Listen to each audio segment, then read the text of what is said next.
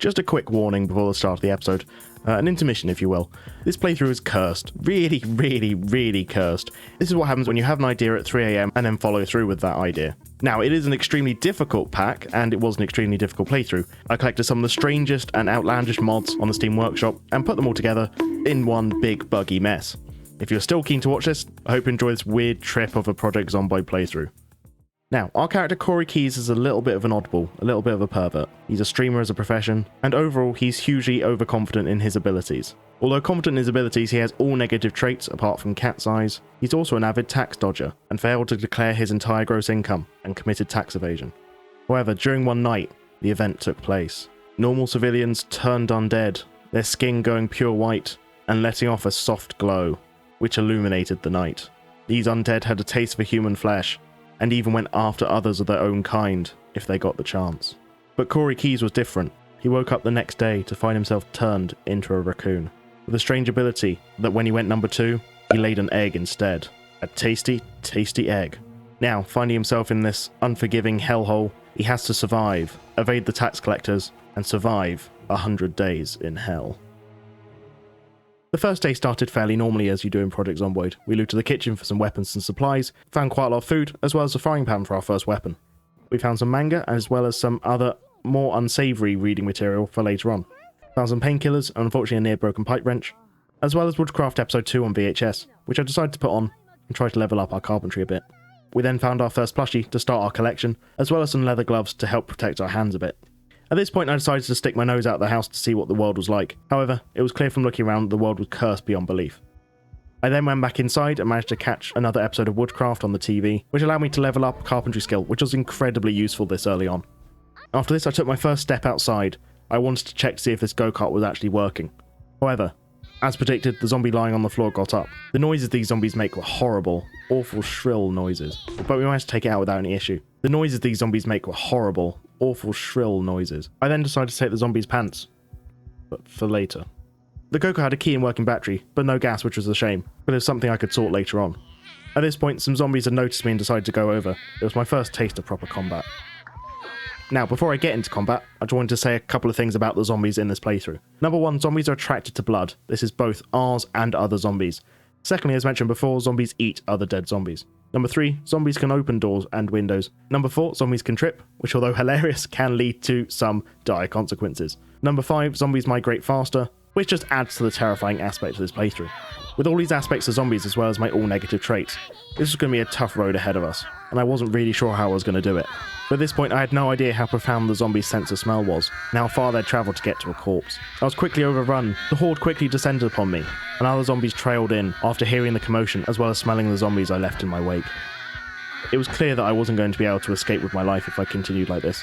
I tried to look into the boots of Thomas and the cheese car, with no success.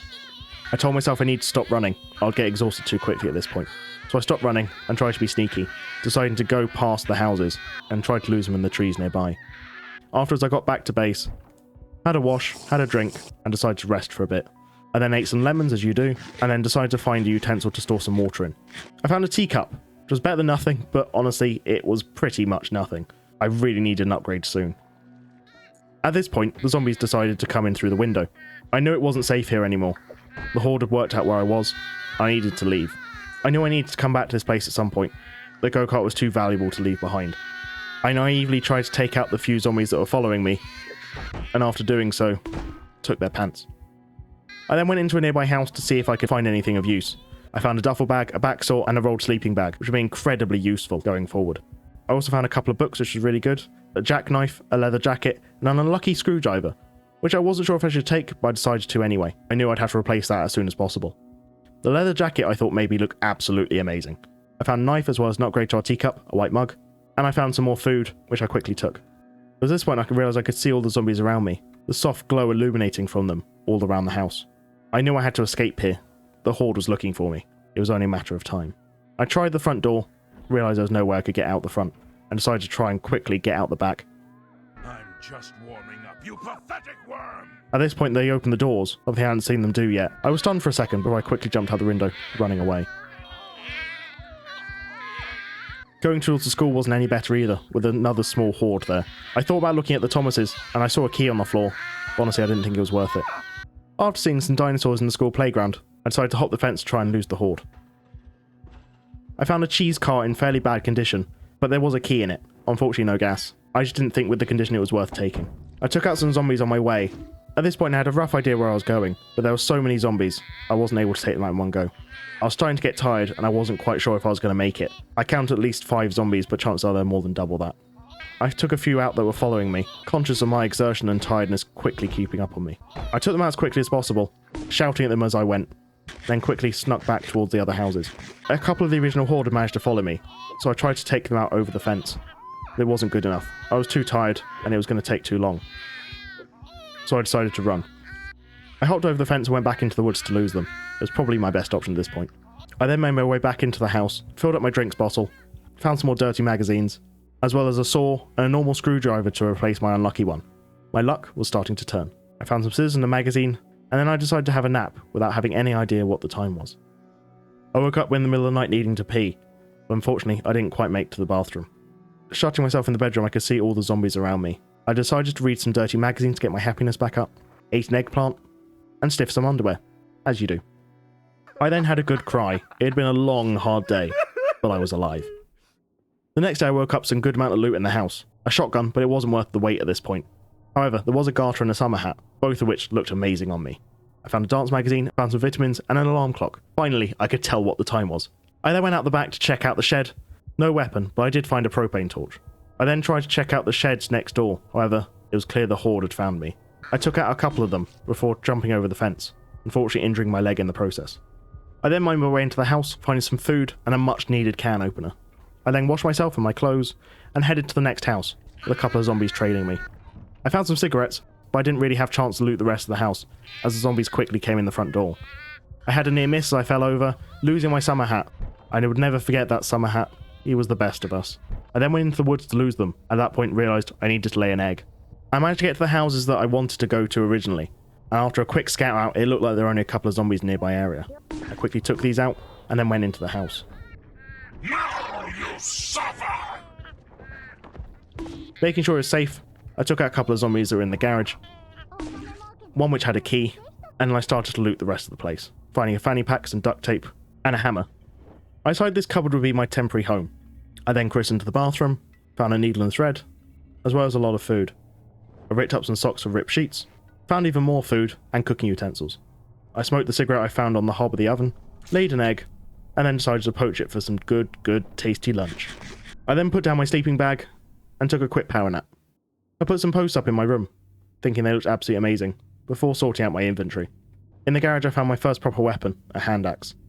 I also found a gas can, a tyre pump, and some car batteries. I found some literature, a tarot card deck, and a shitty pencil.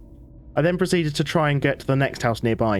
It was only spitting distance, and there didn't seem to be any zombies in the nearby area, so I assumed it was safe. I then decided to read a tarot card to see what my day would bring. The Three of Wands. Looking forward to something with optimism, a mission. Let's get this. It fitted perfectly. I was optimistic, and I was looking forward to finally settling down in this house. A single zombie came out the woods, but I took it out with no issue, not really thinking anything of it. There didn't seem to be any zombies in the nearby area, so I thought we were safe. I took the pants, and decided to go into the next house. I found some more food, before a couple of zombies decided to rock up.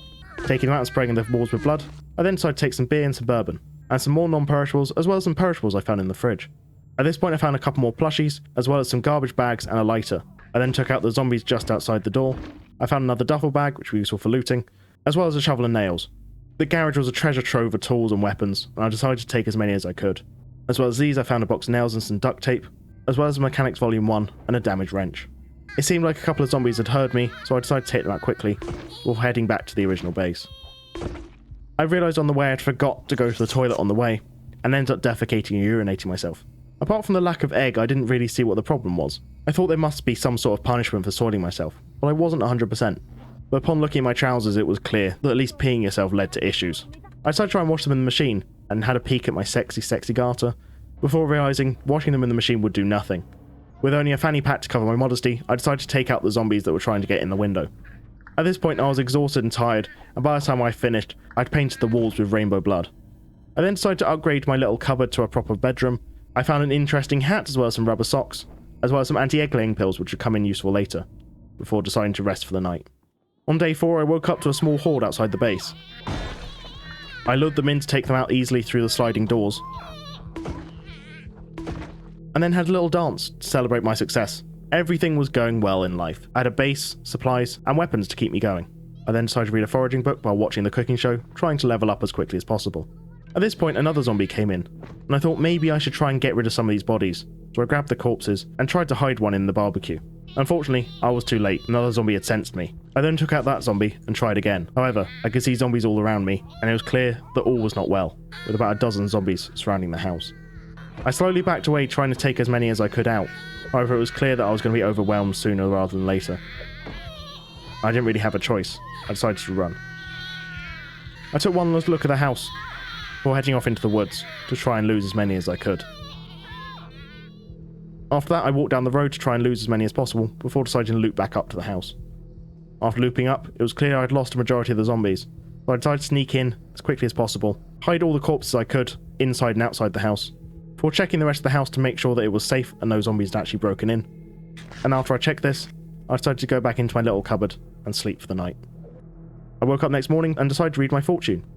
The 5 of Wands, encouraging you to take the competition healthily without malice or anger. This was good. I decided not to be angry at the zombies, but to take the issues in my stride and come up with a plan. I poked my head out the door and saw there were still some zombies outside. I took the ones out that followed me inside the house, but then a helicopter came by and peppered all the zombies in the nearby area with machine gun fire. This was a blessing and a curse. This means that all the zombies in the nearby area would die, however it meant others would be attracted to the area by the gunfire. I then decided to sort out my inventory, read some books, and rest up for the night. The next day, I looked to see if I was right, and I was. Zombie corpses littered the area, but it looked like others were already coming towards the base. I knew the base wasn't safe anymore, so I took as much stuff as I could carry from the stockpile of items that I'd been hoarding, and then tried to leave the house. Stop! You violated A zombie stopped me, but in a sense, I managed to at least level up my trapping from doing so it was a little win. I noticed a lot of zombies outside, but I needed to get out of here, so I just kept walking. I walked past all the zombies, ate some granola on my way, and tried to ignore the horrible shrill cries behind me. It was already starting to get late, and I was worried about my tiredness at this point. This was going to be hit and miss whether I'd survive this journey. I went back up to the first house I stayed in, and there were zombies everywhere. I had a quick look behind me just to see how many there were, but there was no way. I decided not to run. Instead, I snuck around the houses, trying to lose as many as possible, before trying to lose as many as I could in the tree line. It was really my only hope. After getting through the trees, I made a beeline for the house, trying to block my cover from the zombies approaching. At long last, I saw my prize, the go-kart. However, a small horde was encircling it. I made a plan. I would go round and round these houses, having the gas can equipped in my inventory, and I'll top up the go-kart as much as I could each time I passed it. It was a long and painful process, but I thought it would pay off. I said hi to my friend Raving Thomas, dumped my duffel bag to save me carrying it, and then carried on, putting gas in the go-kart. At this point I realised I'd lost my hat, another good hat lost to this hellhole. I then got on the go-kart and managed to escape the horde, looking stunning as I left. The go-kart was a little bit hard to handle, but it would enable me to leave Rosewood. However, it was clear getting to the main road that all was not well. My gas was going down ridiculously quickly, and I knew I wouldn't make it far. Sure enough, as I neared the edge of Rosewood, I ran out of fuel. I knew I had to make the journey the rest of the way on foot, but it was still a long way to go, and I knew I'd have to travel through the night. It was still possible for me to outwalk the zombies, thankfully, and I knew that I should be okay as long as I was able to lose them in the tree line. After getting past those on the highway, I quickly went. Having a rough idea of where I was going, I headed for the trees, hoping to find sanctuary soon. It was day 7. I saw a nearby house and decided to go up to it. However, I could hear zombies inside and decided it wasn't worth the effort. I was just too tired. Making my way up the road, I could see some letterboxes and knew there must be houses nearby. Upon approaching the first house, it was clear there was a zombie inside, and in my exhausted state, I knew I probably wouldn't survive. Making my way to the next house seemed more promising. I couldn't hear any zombies, and upon looking around the place, I couldn't find any either. Once checking the place was clear, I decided I'd make this my permanent base, at least for the time being. I dumped my stuff, and then decided to clean my clothes, to get rid of some of my stress and unhappiness. I then christened the toilet, before displaying some of my plushies. I then read my fortune, the Queen of Wands. It signified planning to accomplish a significant amount in a short space of time. And it was right. I needed to do a lot to make this base secure. I decided later on to go to the nearby house, quickly admiring how good I looked in this leather jacket. I just couldn't get over it. I then went into the nearby house, taking it out, or taking its pants, and then picking up the corpse to hide it away. I found a lot of food in the kitchen, including ham, frozen pizza, and ice cream. I would have a feast tonight. As well as this, I found some dried chickpeas and some pepper, and some trousers to replace my soiled ones. Today was a good day. I also found some more trousers, so I decided to chuck my soiled ones on the floor. I wouldn't be needing them anymore after all. I found a school bag which would be useful for looting later on, and then I decided to sort my inventory out, settling in. I needed to relax a little, so I put the telly on and enjoyed some exposure survival, managing to level up my foraging in the process. At this point I had a big cry. It had been a long week, but I'd managed to survive. I was upset, everything that had happened was awful, but I was alive. I had tools, food, and a decent base, and I had hope that I would survive this ordeal. The next day I laid an egg, washed my hands, made a tasty breakfast to start the day right. I then decided to do a little bit of foraging. It was one of the few skills I'd actually leveled up in. I wasn't expecting much, then I found the complete radio guidebook, which let me level up to level 2. I was a bit taken aback by this, and even more taken aback when straight afterwards I found a box of matches. I was worried about how I was going to light fires and smoke cigarettes when the power went out, so this was really needed. I also found a sheet of paper in case I needed to write my last will and testament, as well as some chipstones and stones. I then came across the original house that I'd seen when I first got to this area, and decided to loot it. I took some cooking utensils, a load of food, a load of non-perishables, and the electric book, as well as find the herbalist magazine, which I really couldn't ask for better at this point. I then found a bucket for water collection, and a CD aptly named Hell Has Opened, which I thought was really fitting for the series. I also found a rope and another creeper toy, and some sterilized bandages. I also found a CD player, which would come in useful for my new CD, as well as some new trousers. Lots and lots of trousers. I searched the whole house, but I couldn't find this zombie that I'd heard previously, but I needed to be wary, in case it appeared out of nowhere. I stopped for a little while to just admire the tail wagging as I walked. I just thought it looked really good. And then just when I got back to base, I urinated myself. My keen foraging skills able to spot the pee I'd left on the floor. Really good skills that. I then proceeded to drop the urine, as well as my soiled trousers, in the bathroom. I then stopped to admire my garter and my rubber socks. I then had a thought. Did I need to have trousers on? I kept soiling my trousers. Maybe I should just not wear trousers at all. Would that make a difference? I wasn't sure. I sorted out my inventory, and then decided to cook some pizza that I'd found. The pizza was a bit stale. I didn't realise that slicing it would make you 8 times as unhappy as if you ate it whole, but I ate the individual slices anyway. I was already extremely unhappy. A little bit more wouldn't hurt. I then decided to do a little dance. I was pretty happy with myself. I'd accomplished a lot. I then laid an egg and went to sleep. On the 9th day I managed to catch the cooking show, and in the process level up my cooking, finally to level 1. I peed in the bath, and then I ate a whole ham while walking down the road.